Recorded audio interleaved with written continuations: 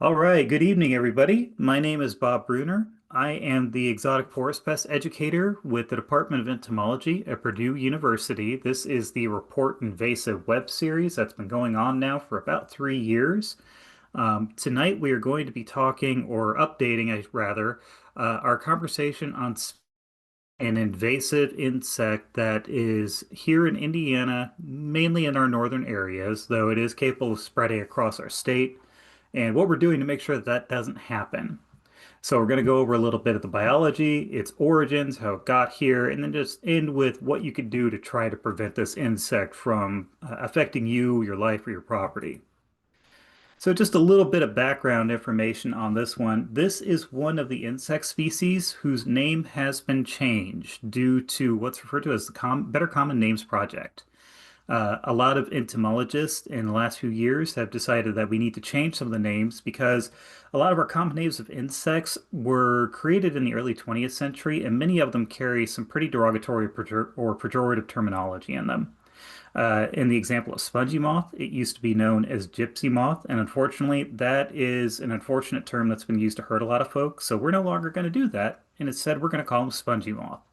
And in a little bit, I'm going to show you why that is and where that name comes from.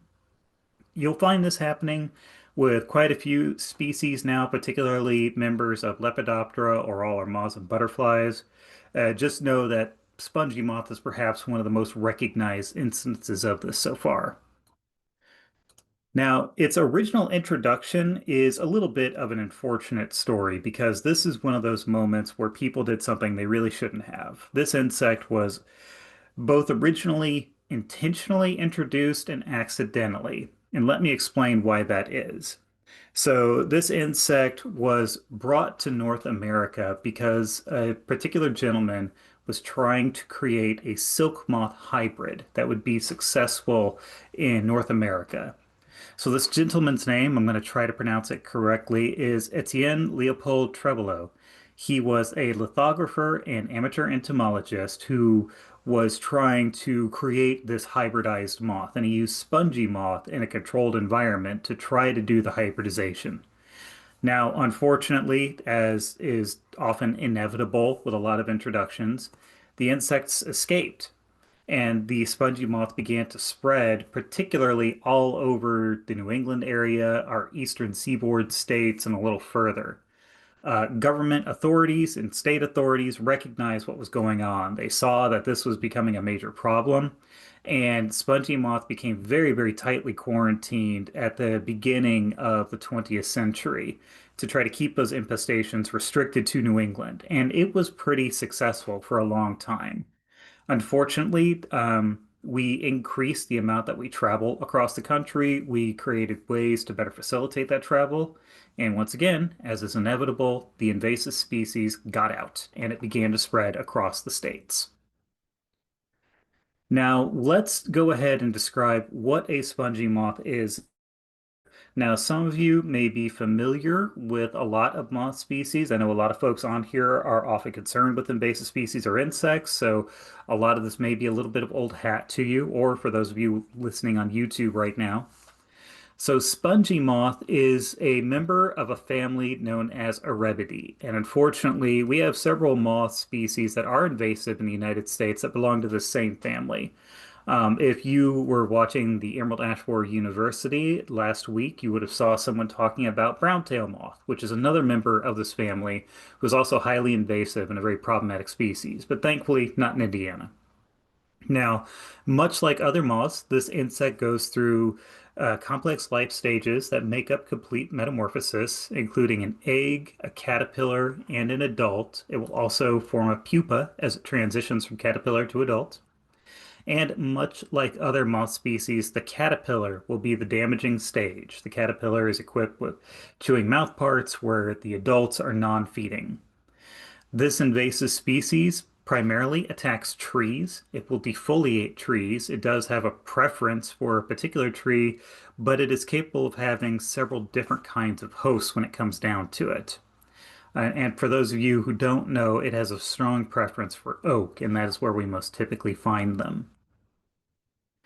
Now, let's go ahead and talk a little bit about the life stages of this insect because it'll help you understand how to identify them and kind of give you an idea of what you would expect to see during an infestation. And I'm going to start with the adult here with this pretty little female moth in front of you. So, spongy moth adults do not feed. They don't have mouth parts. They probably can't digest anything. They will only survive long enough to mate, reproduce, and lay their eggs. Female spongy moths are actually non-flying. They look like they are capable of flight. They don't fly at all. What they will do is they will crawl up onto a convenient surface, most likely a tree that they know that their young can feed on, and they will go ahead and release a pheromone. A pheromone is a chemical that is released or volatilized into the air that is intended to send a message between organisms. Those messages usually communicate things like I found food, or probably the most common version of it is I am here and I'm ready to mate.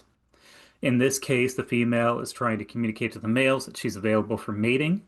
You'll be able to identify females fairly easily because their wing patterns are very, very distinct. So I'm going to go back to that previous slide here.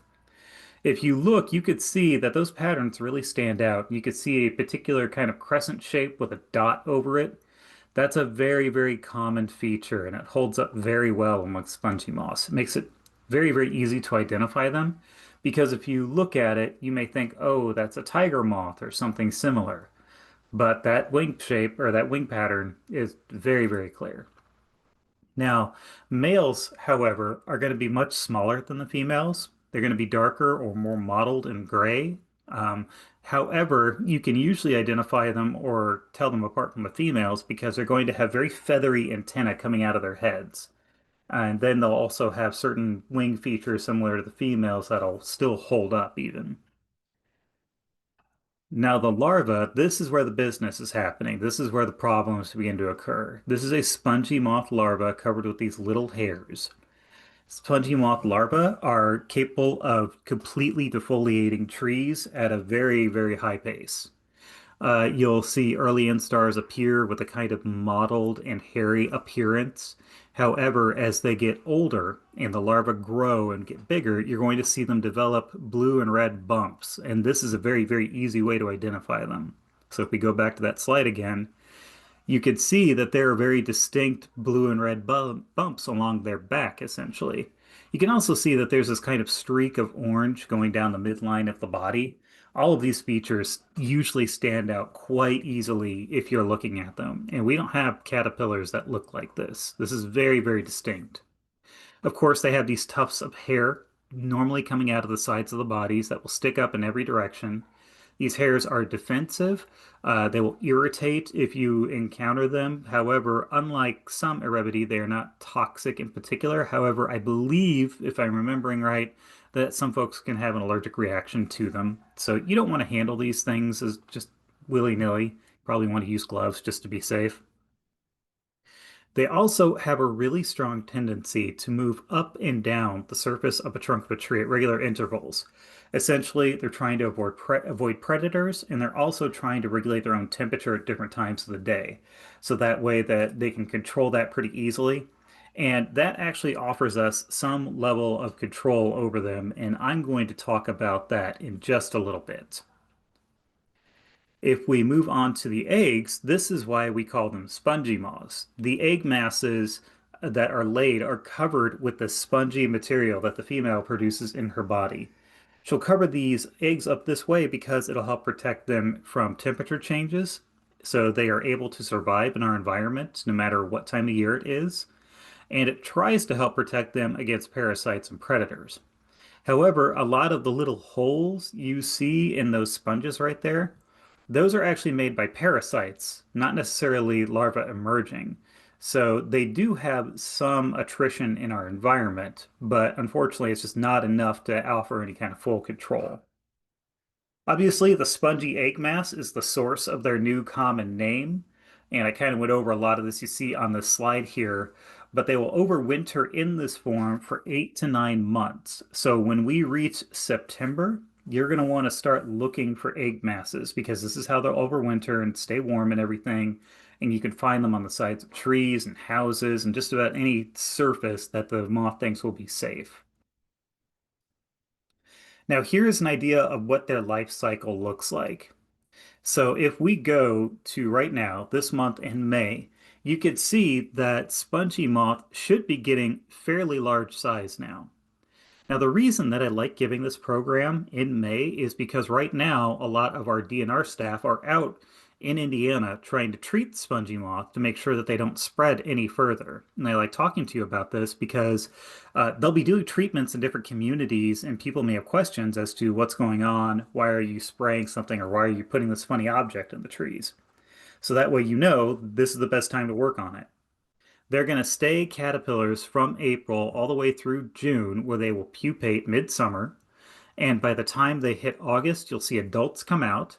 The adults will live for just a week or two. They'll go ahead and mate, lay their eggs through September, and then the adults will die off. The egg masses will remain on trees and homes and whatever they're laid on all the way through the winter, all the way through March until the earliest instar larva will go ahead and hatch out and start the cycle all over again. And here is just a slide of that same information if you want to get a picture of it or anything. Some things to note for those of you who are more familiar with insect development, the larva will complete 5 to 6 instars. Males will go through 5 instars. And for those who don't know, an instar is a period of time between when the insect sheds its exoskeleton so it can grow bigger. Females, however, will take longer.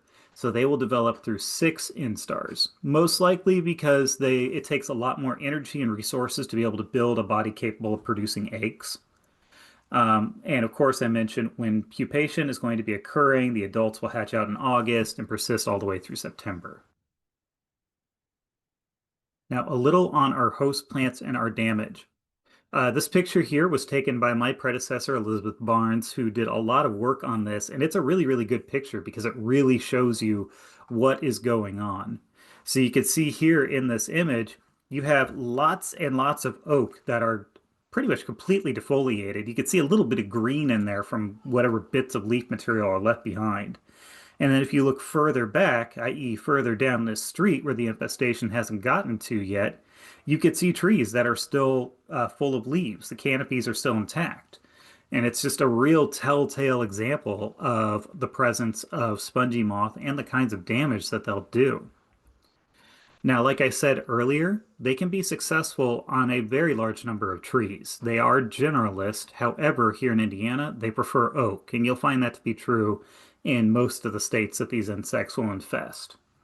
Now, when they defoliate a tree, most likely that tree will recover. Most trees can take a defoliation within a year and still be able to occur, or still be able to put leaves back out. However, what happens is this occurrence continues where they'll lose all their leaves early in the season from when those larvae are out in their early instars all the way to pupation, right when they're trying to put on leaves the most.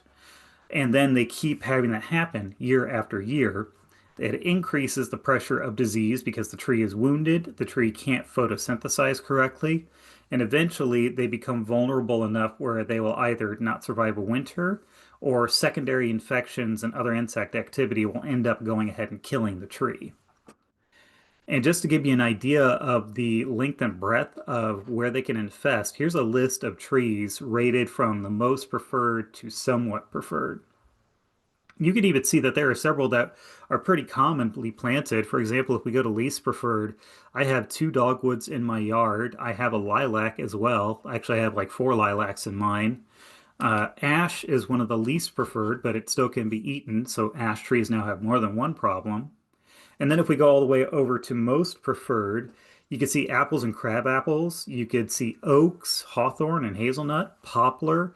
A lot of these things are present here in Indiana, and we plant them regularly as ornamental trees. I mean, the street I live on is called Oak Street, and that's a pretty common story for a lot of us. So you could see that their preference of hosts can, as a whole gamut of trees that we know and love here in Indiana. In particular, they're going to prefer oak, though. They will normally go after oak species first, and they will do significant damage to them. Oak are normally very resilient to a lot of things, and this unfortunately just isn't one of them.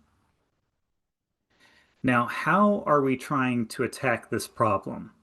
We're trying to meet it head on through a program that was started by our government called Slow the Spread. And this program has existed throughout several states that have had spongy moth for several years now. We are also trying to implement it here in Indiana, but there are some things that we have to understand first. Spongy moth hit Indiana hard. We will not be able to eradicate it. They reproduce too quickly. They are too suited to our environment. It's just not going to happen. They spread so fast. The best thing that we can do is try to focus on isolated infestations that are trying to leave the primary infestation area. And that, in our case, that means our northernmost counties. We're trying to keep them caged up there. Now, the important thing to remember, females can't fly, which means if you see a spongy moth fluttering in a county, that is a male. It doesn't mean that you have an infestation. It means you saw a male. Now, it's a good thing to always call DNR and let them know that you found it, and that is something that regularly happens. But it also means that these insects can be spread either through wind dispersal or through jump dispersal by human activity, which means that maybe you moved firewood that had egg masses on it. Maybe you had a couple of insects that hitched a ride with you by accident, and then they got spread to a brand new area. We try to work to limit that spread using treatment and changes with how we approach the insect. This program is one example of that, where I'm educating you on what this insect does and how to identify it, so you know to watch for it now. There are also several treatments, like I mentioned here, and we're going to get to that shortly, but it's important that you understand what those treatments are and why they're going on. Now, first off, I'm going to talk to you about one clever idea that some folks came up with how to capture larvae and eliminate them, called banding. And what this is that I mentioned spongy moth caterpillars like to move up and down the trunk of a tree trying to find safe harborage during temperature, or maybe they're trying to avoid predators. Well, if you attach a band of folded burlap, larvae are going to crawl into that burlap. Say, i.e., you attach it like at breast height on the tree. The larva will crawl into the burlap, so they're now conveniently trapped there, especially if you treat the burlap with something that makes it harder for them to move, like something sticky. It can depend on how much you want to work with that, though. You can then collect the larvae from underneath the folds of the burlap that you have on the tree and dump them in a bucket of soapy water to kill them. Here's just an illustration of what this looks like. And there's also a really, really neat publication that one of my predecessors, Dr. Cliff Sadoff, created that you can actually find really easily online. And I'd be happy to make sure that any of you here live, you can get that if you ask me for it. And I'll post a link to it on the description of this video. Now, the other options for treating them are also kind of clever because we use a couple of different techniques. One technique is called mating disruption. Now, I mentioned earlier that spongy moth females will communicate their readiness to mate through a pheromone that is supposed to reach male spongy moths. Well, what if we were able to synthesize that pheromone and then we fill an area with that pheromone? Thus, the males no longer have a scent trail to follow to try to find a female. Everywhere is going to smell like a reproducing female, or a reproductively capable female, I should say. It makes it incredibly difficult for mating to occur because it's like trying to find a single smoker in a smoke-filled room. Uh, Mating disruption normally isn't done on a scale of like you're trying to treat for them on a property. It's normally handled on a landscape kind of scale where you're trying to do it within a known infestation area where you kind of mapped out where the infestation is. This is normally done by government agencies. There aren't really public businesses that are going to do this, though that could potentially change depending on how funding goes for DNR and other factors that might be considered. Now, in terms of actual chemical treatments that are intended to produce a kill when they're working with spongy moth, this one is also pretty clever because DNR and other people who are trying to control this pest will use a product known as BT. I'm sure a lot of you have heard of this product before. You may have used it yourself. But in short, BT is a protein. The letters BT stand for Bacillus thuringiensis, as you can see at the top of the slide. That's the bacteria that produces it. The protein is specifically designed to impact the insect's gut when they try to consume something with that protein on it. The protein goes into their gut and it will destroy the lining of their gut, making it impossible for them to actually be able to eat. And they will eventually, the caterpillars will eventually die. Now, thankfully, spongy moths are sensitive to those pesticides because not every insect is going to be affected by Bt pesticides. Usually, it's primarily moths and butterflies that are going to get affected the most. This creates a really nice low impact on pollinator species, especially when you time it correctly, because if you apply it to the leaves of trees, the pollinators will need to come directly in contact with it and consume it. But if you time it right, you can almost entirely avoid pollinator activity altogether, and most pollinators probably won't get a very large impact on their population from it because it really works best on butterflies and moths. So we typically see that a derivative of this known as BTK is used to treat. Now, I put up here a few other facts too, could just kind of looping together mating disruption with this. So first off, our overall risk of both of these treatments is very low. You have to consider the target area. You're looking at groups of trees, many of which are wind pollinated.